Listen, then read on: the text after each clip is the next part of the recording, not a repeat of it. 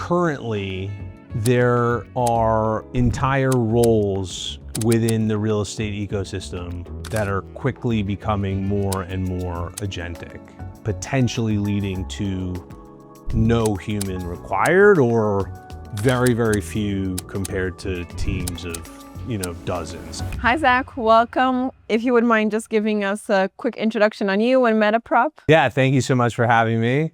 I'm Zach Aarons. I'm co-founder and general partner at MetaProp. We are a venture capital firm focused on investing at the intersection of technology and innovation and the real asset economy. And you just participated in our opening panel now. What were some of the main and key takeaways of this discussion?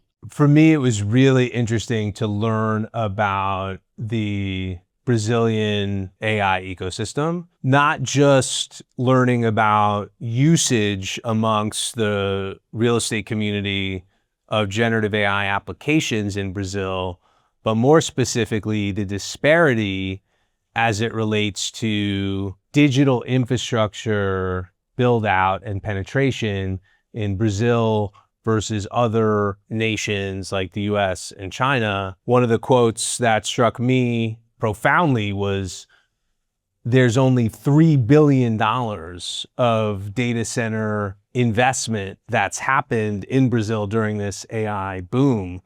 And Brazil, in many ways, has one of the best set up economies for digital infrastructure. It has a huge amount of clean energy. It has its own massive oil and gas reserves. It has significant power infrastructure to power these hyperscaler data centers. And it has a huge population to construct them. And it also has a tremendous amount of vacant land. So Brazil, in many ways, is best positioned to take advantage of a massive growth opportunity to see that $3 billion transform into $30 billion over the next, say, 5 to 10 years. So I think I already have a job that I like. Well, maybe that's an opportunity. But that to me smells like an opportunity for someone who's looking to move to their next thing or start something new in the real asset economy. We do have a massive opportunity in Brazil, and we do have a massive real estate market, but we still lag a lot in tech adoption, right? When we compare to the US. I'm pretty sure you already answered my question, but then you do really see this inefficiency more as an opportunity to join Brazil, or are there challenges as well? What might be perceived as a liability of a lack of software adoption in the past in Brazilian industry could also potentially be viewed as an asset today. If you look at smartphone adoption in places like West Africa, for example, West Africa went sort of straight to the smartphone and didn't have this period that we had here in the United States with these janky flip phones and all of that infrastructure. And so consumer applications were built mobile first for West Africans, for people in countries like Ghana. I think if you look at Brazil versus the United States over the past decade has seen rapid adoption in the corporate sector of software as a service tools. There is a belief now that many of those tools are going to be usurped by new AI agentic native technologies and will either become obsolete or will have to dramatically transform their own user interfaces, their own databases in order to conform to this new era. So I think the United States has an issue as it relates to technical debt when adopting new agentic platforms, whereas the corporate infrastructure in Brazil has less of that technical debt because adoption curve was less steep over the past decade. And so you could actually see a leapfrogging effect as it relates to adoption of AI in Brazil. when you talk a little bit about that, we understand that we have been seeing a trend of a more disciplined PropTech in today's market. And what are you prioritizing today in this midst? Are you prioritizing EBITDA? Are you prioritizing unit economics? Or more of the security perspective in this? Because we've passed a little bit about the boom, and now we're in a more of this kind of discipline. Yeah, I would say we had a grow at all costs. I started MetaProp in 2015. So if you look at 2015 to 2020 through 2021, and then Brazil kind of moved in lockstep. 2022 in the US, Brazil, you see interest rates start rising. You see these companies start struggling alongside the broader real estate market. It was growth at all costs. Don't worry about spend. There'll always be equity and debt capital for you. That equity and debt capital dried up. I think there was then an overcorrection in the period, say, 22 through 24 of profitability at all costs. You're never going to be able to raise another dime in the equity and debt capital markets.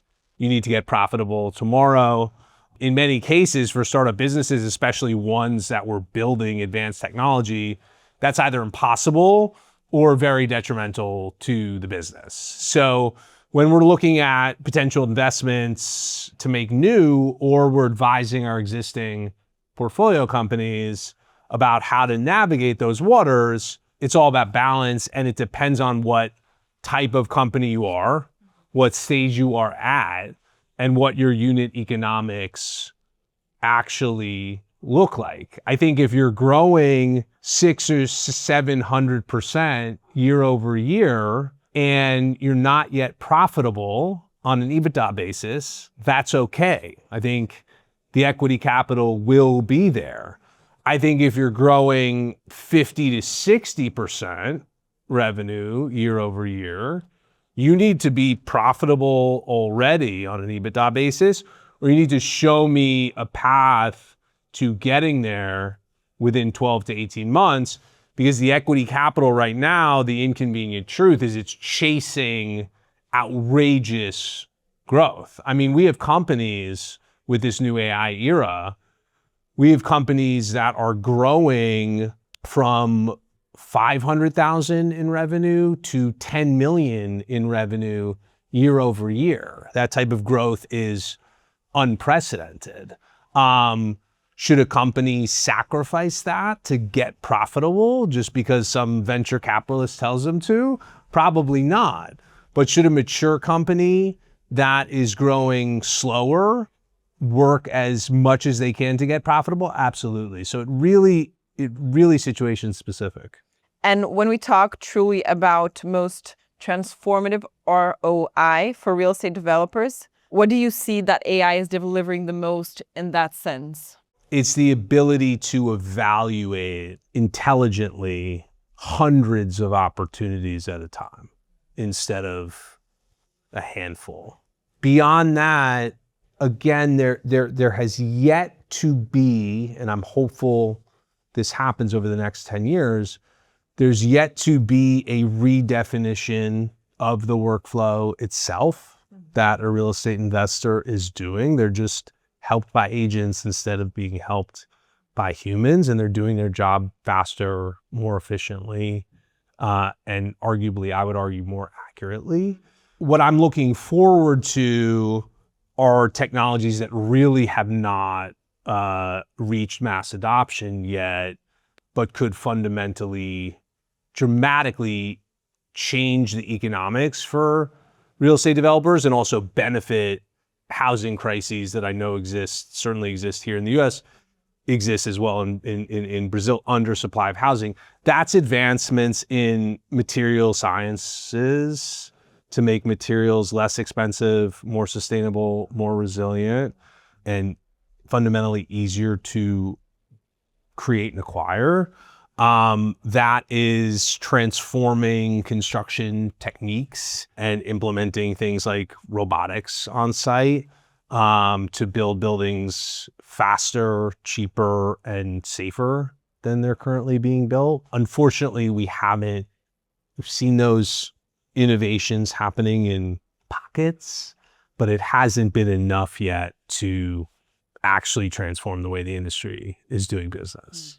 And when we talk about those processes, you mentioned a bit about the workforce. You also talked a bit about the logistics, and which of those processes are the ones that are being disruptive the fastest? Is it like more of the workforce itself? Is it more of the logistics aspect? Is it something else?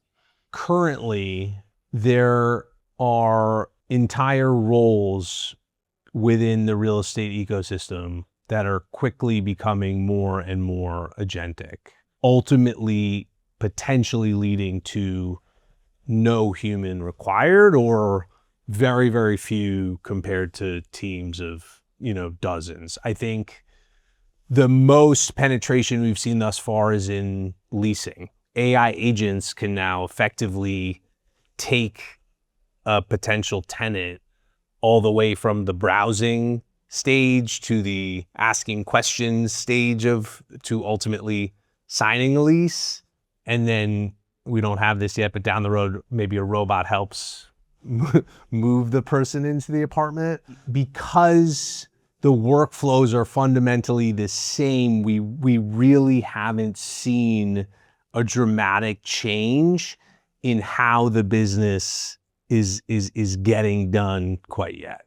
You're talking about a possibility of maybe a robot mover, let's say. Are we any close, in your opinion, to any kind of autonomous buildings that manage their own energy, manage their own maintenance? Or is kind of this industry legacy within the infrastructure still a biggest bottleneck, you would say? I think we're very close to an autonomous building, certainly in the context of new construction. I think a lot of the advancements over the past 10 years were providing data and analytics and insights to the building engineer, who would then make a decision. Okay, oh, wow, there's no one in this building at 6 a.m. on a Saturday. Why am I running my air conditioning at full blast at 6 a.m. on a Saturday, right? Things like that. I think the next phase, and we're already seeing technologies that arguably can do this, it will be an agent actually controlling the keys, with the obvious requirement that if a human needs to intervene, a human's still sort of monitoring it. So if you look at the job of a building engineer currently can only handle one building at a time if it's a complex commercial and mixed use asset.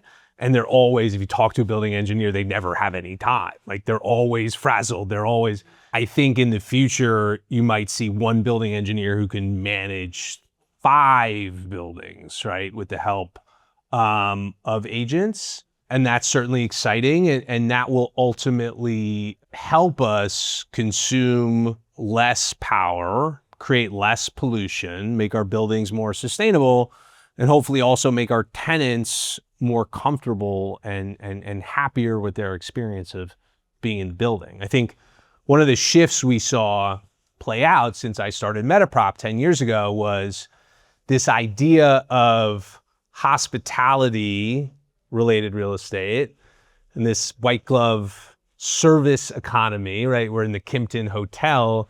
You can go down to the concierge and ask for something. We saw that culture move into the office sector. 20 years ago, there were no amenities really in office buildings. There were no concierges. I think now and in the future, we'll have agentic concierges in these office buildings. But I think people are much more interested in their quality of life while they're in the workplace. And so that means they want to know that they're in a building with really good air quality, sustainable building with good food options. Down the road, that's going to become more and more important. I think one of the opportunities there for AI is that's a really personnel intensive business to put concierges in all of these office buildings.